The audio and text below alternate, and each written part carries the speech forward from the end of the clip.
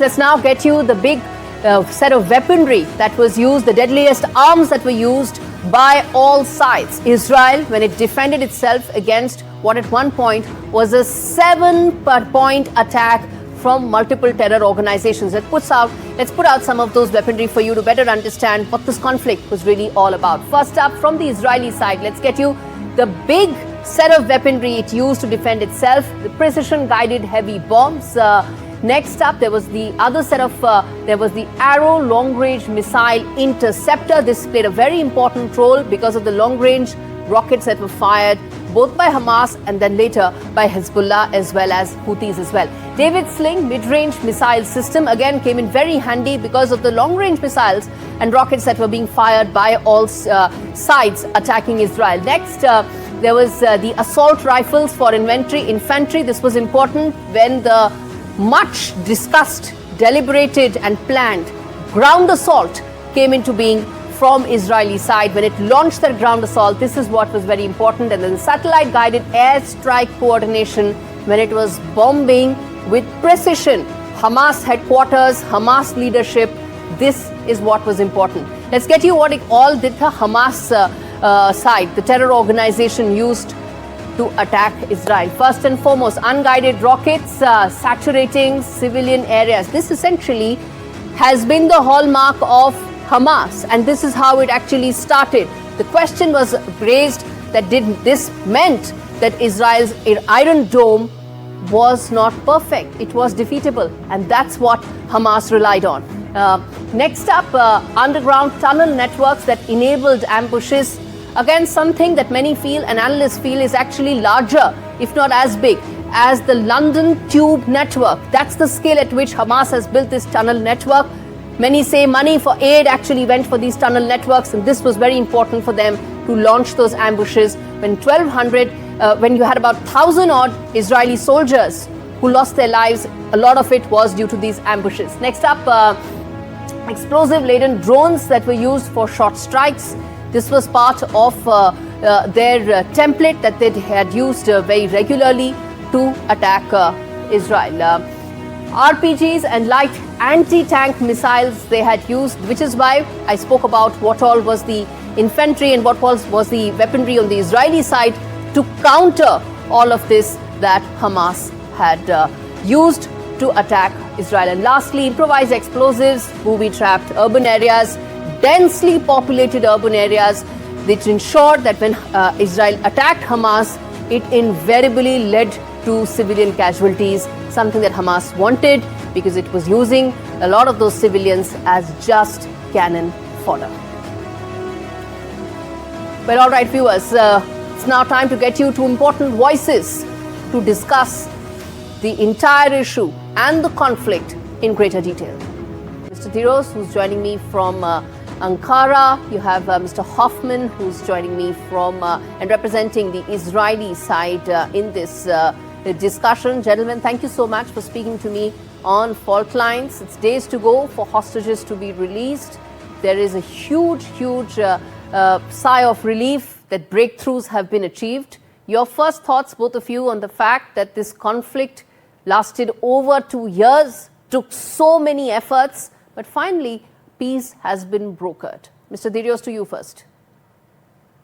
Yes, hello, and thank you for having me. And yes, we have to remember that October 7th was just a few days ago, and 2 years have passed, and now we have probably the closest chance to have a lasting ceasefire and hopefully eventually peace in the region, because as we have discussed, the war in Gaza has not just been an atrocity and a tragedy for the people of Gaza and also for the people in Israel, but also for global trade, for across the world, and great regional instability. So now we have an opportunity where the Israeli cabinet has also agreed, passed a motion to agree to the ceasefire, and hopefully in Egypt we'll see there will be a ceremony, and we will have a lasting ceasefire this time around with the release of the remaining hostages and on Monday or Tuesday next week. Okay. And from then on, hopefully, we'll start to see more peace and reconstruction, hopefully, because as you mentioned, over 67,000 people in Gaza alone died, and over 1,200 people in Israel just on October 7, 2023. Yeah, I think the total death toll right now in Israel stands at 2,000 right now. But again, the fact that there are still the hostages that were with Hamas, the bargaining chip for the terror organization, was the reason why those peace talks didn't fructify till now. Mr. Hoffman, your thoughts on I agree with peace Ali talks, that and where do you see them going in terms of the longevity of this truce? I agree with Ali that I hope and pray that peace is on the way for the people of Israel here and all the people of the region. I want to take you back to October 6th of 2023. I met then with Netanyahu's national security advisor. We talked about the different threats that Israel was facing. And when he got to Hamas, he said, oh, they've been in power for 16 years. What they care about is getting more workers into Israel. We were taken so completely by surprise. He was in the middle of negotiating a peace agreement with Saudi Arabia that would have doubled the amount of Gazan workers coming into Israel and revitalized the Gazan economy. That's where we were, and that's where Yahya Sinwar, the Hamas leader, wanted to stop. He saw the Abraham Accords were moving forward. The Crown Prince of Saudi Arabia had spoken at the UN General Assembly in September about normalizing relations with Israel. This would have, for all intents and purposes, ended the Arab-Israeli conflict without a war. That's where I wish we were. And since then, I've seen your numbers. To add to the 1,200 Israelis killed on October 7th, 913 soldiers since then, 1,059 Israeli civilians since then. And let's not forget, within an 8-front war, all the missiles and rockets that were fired at Israel, 37,500 of them. If it weren't for all the different missile defense systems that Israel has, they would have killed tens of thousands of Israelis. I agree, Mr. Hoffman. I completely agree with you. And that's a number that we should put that out, that you're saying that 37,500 rockets were fired towards Israel. It was a 7-front war, and we at NDTV have been very clearly telling viewers two sides of this. It's not something that Israel just decided to go ahead and bombard Gaza. It happened because it was an act of war that happened on 7th of October, which led to the assault. And the fact that hostages were still there with Hamas delayed and prolonged these peace talks. But Mr. Hoffman, very quickly, I want to ask from you, some of the deals, aspects and conditions Hamas hasn't accepted. Of course, first stage is most important, which is that hostages must come back. They must reunite with their families. But some of the other more difficult aspects of the peace talks, ensuring that Hamas doesn't rearm, ensuring that Hamas doesn't play a role as far as Gaza is concerned, that I think is where the peace framework will be tested. Absolutely. We need to make sure that the lives of the people of Gaza will be able to be better. They haven't been suffering only for 2 years.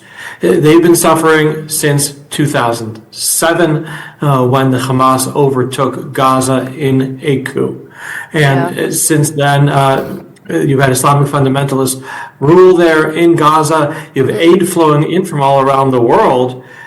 But it's gone underground in order to be used in attacks against Israel instead of above ground to help the people of Gaza. And so what we hope is that Gaza will be demilitarized, no longer under Hamas rule, because the people who have been killed or suffered in this war in Gaza, it's entirely because Hamas leadership did not care about their people. They were obsessed with killing my people. Okay, Mr. Dirios, very quickly.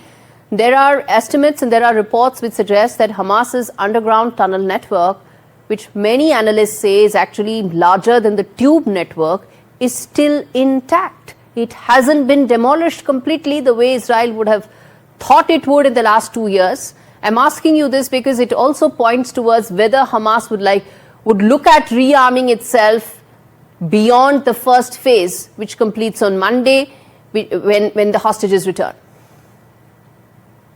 Well, I wouldn't know to speak for Hamas because, frankly speaking, I'm not very much on the follow of Hamas itself. But I'm more concerned about not just Hamas, but with this becoming an excuse for the end of, because in the past there were also other ceasefires, and this has unfortunately not been followed with similar reasons. Now, I'm not going to say whether they are right or whether they're wrong, but we have to remember that there is a security dilemma in which Israel is involved. It's not just about the number of tunnels, the number of interception and the precision weapons, but the state of Israel has been arming for many, many years and has been very tough on Hamas. And the Netanyahu government has used the word collateral damage, which at the beginning, a lot of the people in Europe, for instance, were in countries where there was public opinion in sympathy towards Israel. Okay. And that, at the end of 2 years, the term collateral has been synonymous with indiscriminate, and that has caused a security dilemma. That's a fair point you raised, sir, that there cannot be indiscriminate killing of civilians. Exactly. And that is something that I think there's been global concern regarding it, which is why peace talks were being pushed by all stakeholders to ensure that this indiscriminate firing, indiscriminate killing must end. I'm going to leave it there. Thank you so much, gentlemen, for joining me. I want to add one more thing. It's very, just to complement. Very quickly, sir, yeah. Very quickly. There will be a task force in Gaza if it's agreed on the peace deal. And it's supposed to comprise of international task force, both military and civilians. And today, Turkish authorities strictly underline that they will make sure every line of that agreement has been followed. So as far as Turkey is concerned, they will make sure that both Hamas and Israel stick to the peace framework. Nobody wants it to fall apart, because lives are at stake, global peace is at stake. I'm going to leave it there. Thank you so much, gentlemen, for joining me on Faultlines. Well, viewers, as far as this issue is concerned, as far as the conflict is concerned, if you take your blinkers off, you realize this was a conflict that started in Israel on 7th of October 2023, but the battlefields were many. From university campuses to capitals across Europe, across the developed world, even in India, one saw protests coming out. There was the narrative war, the information war, and the battlefield war, all of which was taking place simultaneously. As things stand right now, there is chance of a real peace, provided that peace framework is agreed to by all sides. Even as questions still remain, how and when will that governance of Gaza, the framework of which has been decided, will actually come into motion, and who will ensure that that peace framework that has been agreed right now, all sides stick to it? What is the incentive that all stakeholders must stick to the peace framework? That's the key question, because otherwise there is always a risk of these two truce talks collapsing after the release of hostages come the 13th of October. That will be a milestone of a day for the families of hostages. But what lies ahead is a question that many are still asking as far as the region is concerned.